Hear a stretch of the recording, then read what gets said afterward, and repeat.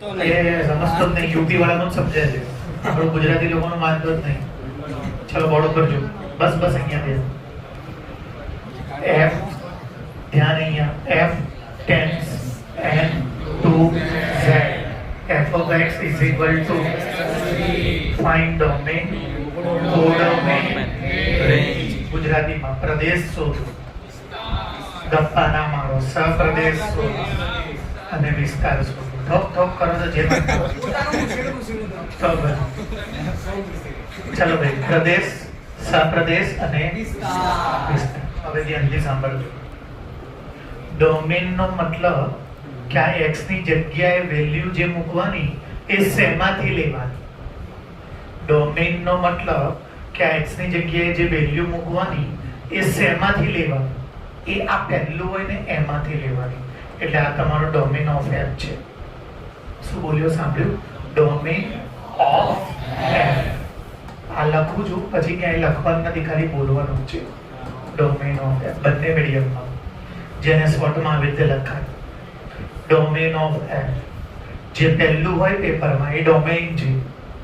ગૌરવ ઊંઘ આગળથી નહીં ચાલે બેટા. ડોમેન છે. ડોમેન એટલે x ની જગ્યાએ જે વેલ્યુ મૂકવાની એ આમાંથી લેવાની. તો આ શું છે, વાંચો તો. n એટલે નેચરલ નંબર. એની શરૂઆત ક્યાંથી થાય? 1 2 3. તો અહીંયા હું 1 લઈશ, પછી 2 પછી 3 લઈશ, એવી રીતે. ડોમેન નો મતલબ સમજ્યા? ઓકે, ચલો મૂકો x ની જગ્યાએ પહેલા શું આવશે?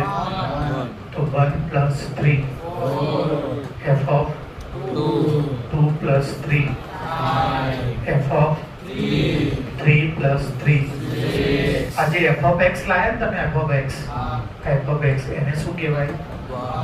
શું કહેવાય? તો y ની જે વેલ્યુ હોય ને, આ y ની વેલ્યુ એટલે કે f of x ની વેલ્યુ, એને રેન્જ કહેવાય. x ની જે વેલ્યુ છે એને ડોમેઇન કહેવાય. અને તમે જે y લાયા x મૂકીને, એને તમારે રેન્જ કહેવાય.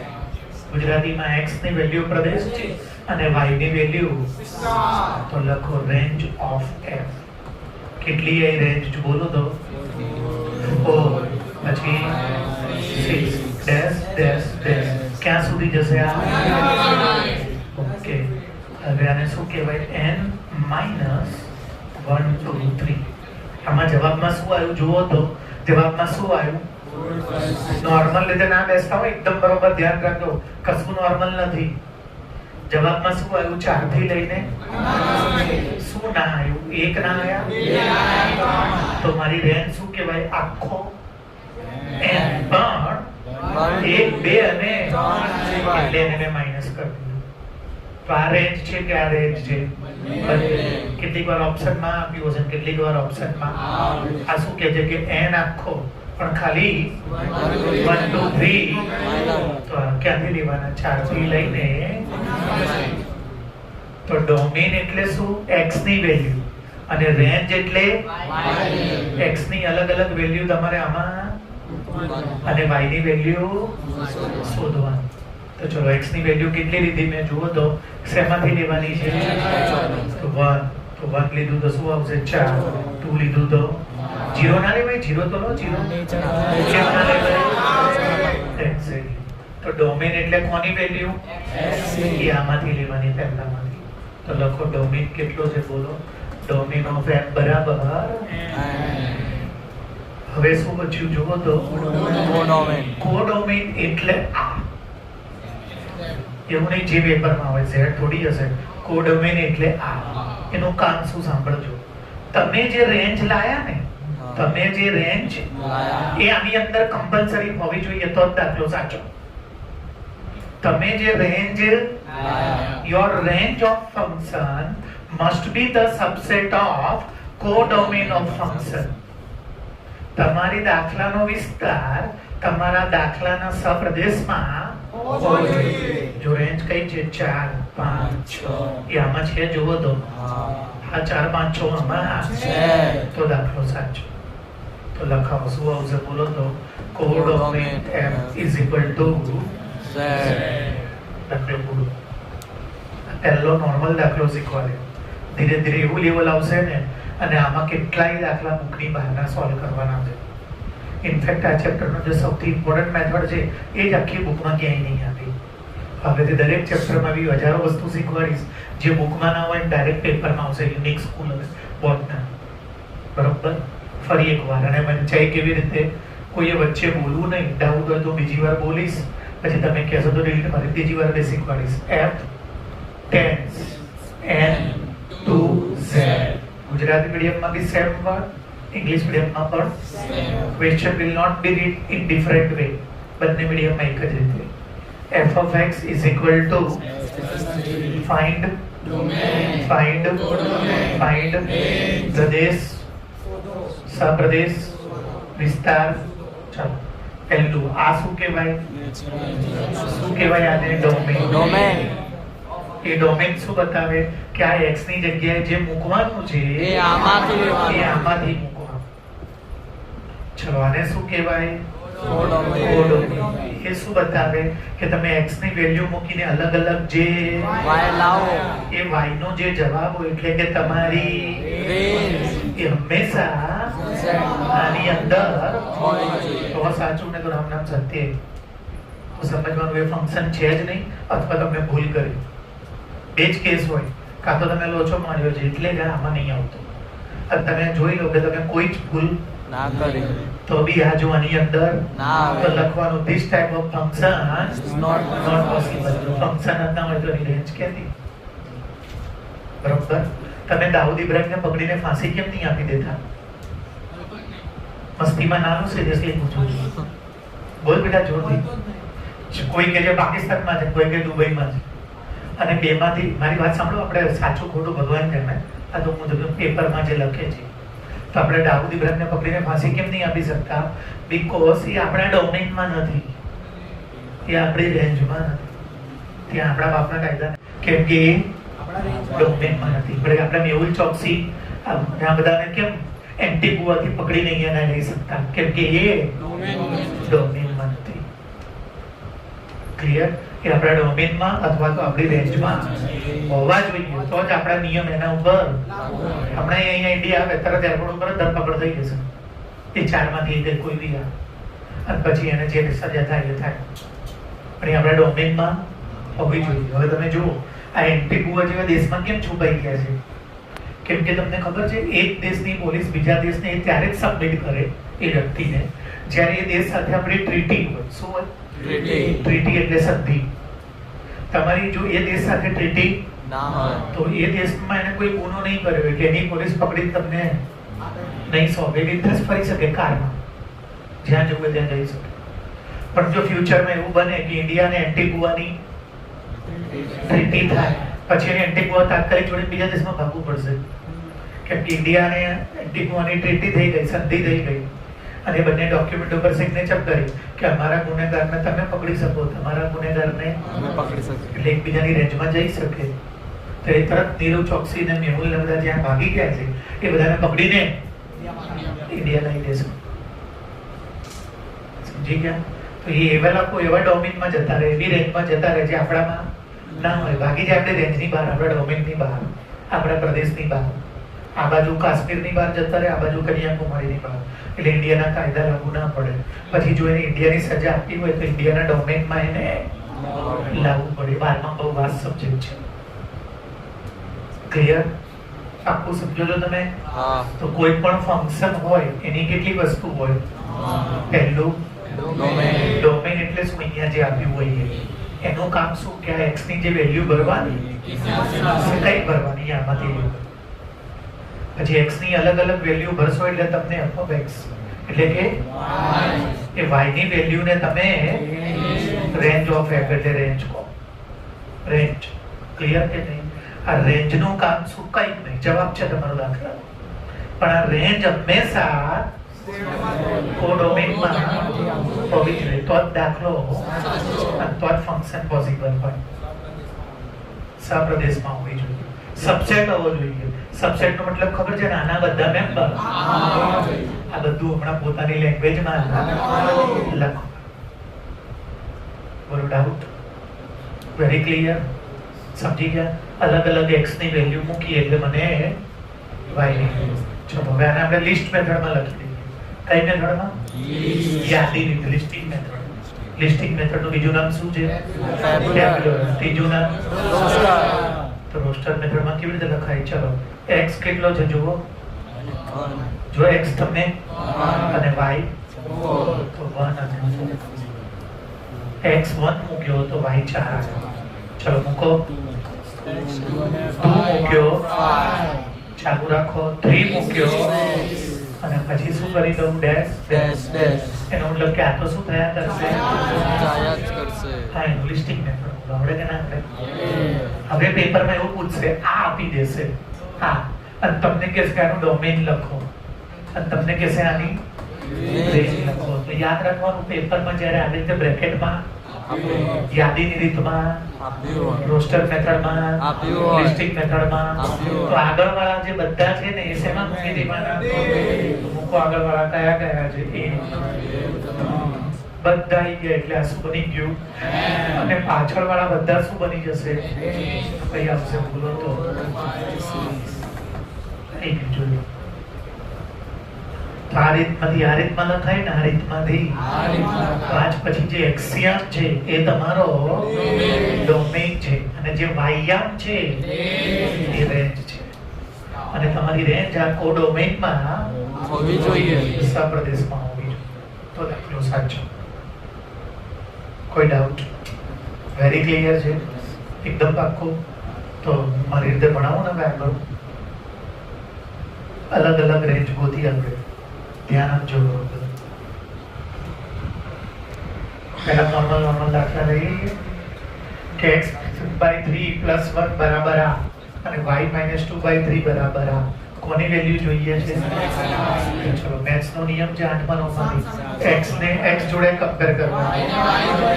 તો બે ખાના બનાવી દઉં. ચલો x ને x જોડે લાવો. શું આવશે? x/3 + 1 x/3 ના 5/3 ના 3 એકા 5 માંથી 3 જાય 2/3 ઇક્વલ ટુ ની 3 કર. x ઇક્વલ ટુ ની આજુબાજુ જે બી સેમ હોય x = 2iq. ચલો હવે શું આવશે બોલો? y-2/3 = 1/3. y = 1/3 - 2/3 સરખો છે 2 + 1 નહીં ખબર પડતી? ડાઉટ તો રોકવાનું. બીજી વાર નહીં. આપણે અલગ ટીચર છે, આપણે બીજી વાર ના હોતી જ નહીં. મને માર્ક જોઈએ. તમે મારી ખદોડી પદોડી કરે 5 વાર શીખશો ને, I am very happy to teach you. પણ માર્ક્સ જોઈએ, એમાં ના ગઈ નહીં. ચલો A × B હજી નહીં શીખ્યા નહીં આપણે. તો પેલા A × B શું લાવવાનું છે ભાઈ? વાંચો તો. G ક્રોસ અને ક્રોસ કે જયવર્ધન બગાસા બંધ. ગુજરાતીમાં આને કાર્ટેજીય ગુણાકાર કહે છે, ઇંગ્લિશમાં આને કાર્ટેશિયન પ્રોડક્ટ કહે. કાર્ટેશિયન પ્રોડક્ટ પણ બોલવાનું ક્રોસ, પણ એનું રિયલ નામ છે કાર્ટેશિયન પ્રોડક્ટ. ચલો પહેલા કોના મેમ્બર લેવાના? કયા કયા છે? પછી કોના મેમ્બર લેવાના?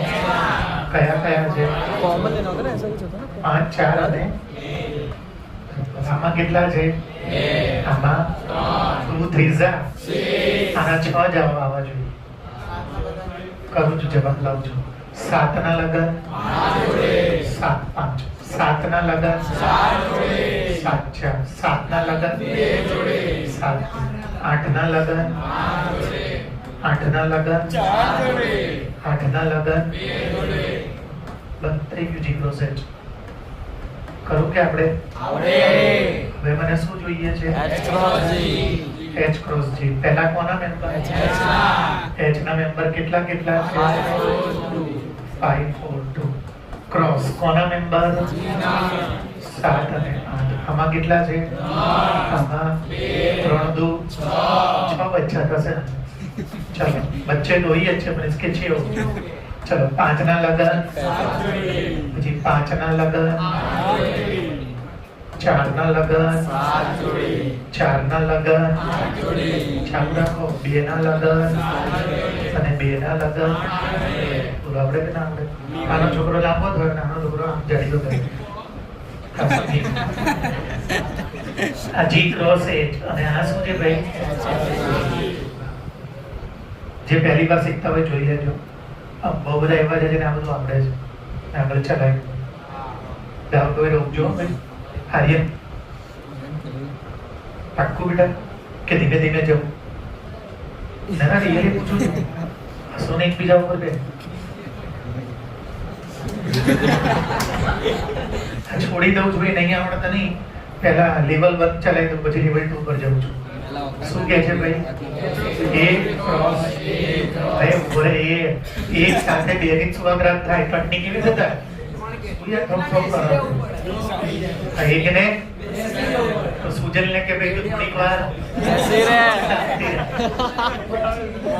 પહેલા આ બેનો પછી એનો જે જવાબ એનું ટીચર સિરિયસ વાત છે ભાઈ સુજલ ની નહીં આ મસ્તી માં નહીં બોલતો સિરિયસલી એક સાથે 3 નું પહેલા એક સાથે પછી એ બેનો જે આન્સર એનું ત્રીજા સાથે ચલો પહેલા કયું કરીશું એનો ઠોક ઠોક તો શું આવશે બોલો આના કેટલા છોકરા છે 2 આના 2 2 આના 4 છોકરા થશે ચલો ચાલુ કરો -1 -1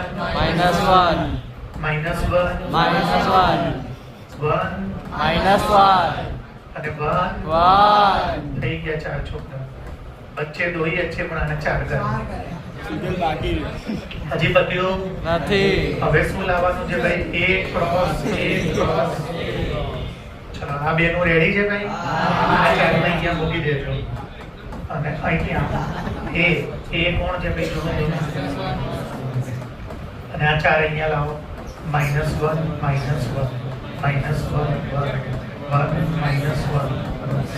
આ ચાર અહીંયા મૂકી દીધા હવે આનું આની જોડે એટલે -1 એક બ્રેકેટ હજી એનું ચાલુ રાખો -1 હવે એનું પતિ હવે બોલો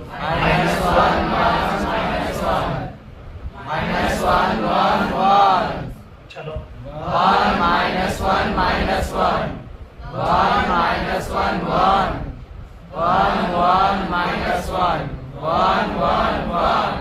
એટલે આ x કોઓર્ડિનેટ જો એક લખું છું ખાલી કોઈ બી -1 એટલે x બી માઈનસ માં છે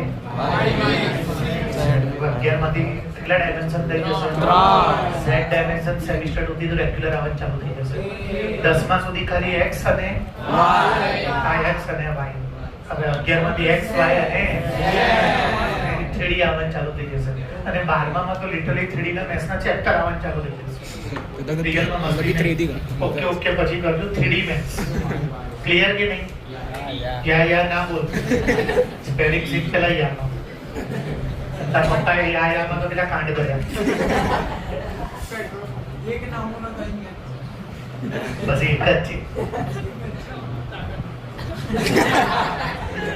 મધુર અવાજનો માલિક તો તારા પપ્પાનો વાળો ભેગા કરી નાખો પીલા આજે એટલા આગળ વાળા હોય ને બધા તો એમાં કોણ આવશે બોલો બસ પતી ગયું બે છે આ કેમ નહીં લખતો આ કેમ નહીં લખતો અને b બરાબર બોલ દાખલો જે આગળ વાળા મેમ્બર હોય ને એ આગળ વાળામાં લખો આમાં ત્યાં નહીં વાંચવાનું અહીંયા પહેલું કોણ છે માની લો હું યુનિટના પેપરમાં અહીંયા b ક્રોસ તો પછી પહેલું b છે તો અહીંયા b અને અહીંયા આગળ વાળા મેમ્બર જે હોય ને એ આગળ વાળામાં હોય અને એની ડાઉટ ટોપિક બદલી નાખ્યો ને આજે બહુ હાર્ડ ચલાવવાનો હતો પણ ઓલા બે બાધા આયા નથી એટલે બાકી આજે ઊંધું હતું બધું ખતરનાક અઘરો ચલાવવાનો હતો દાખલો આ 3 માર્કર દાખલા છે બધા પૂછાય ક્વેશ્ચન વાંચો તમારા મનમાં અને બેક ટુ બેક બે ધનાધન ચલાવજો ધ્યાન આપજો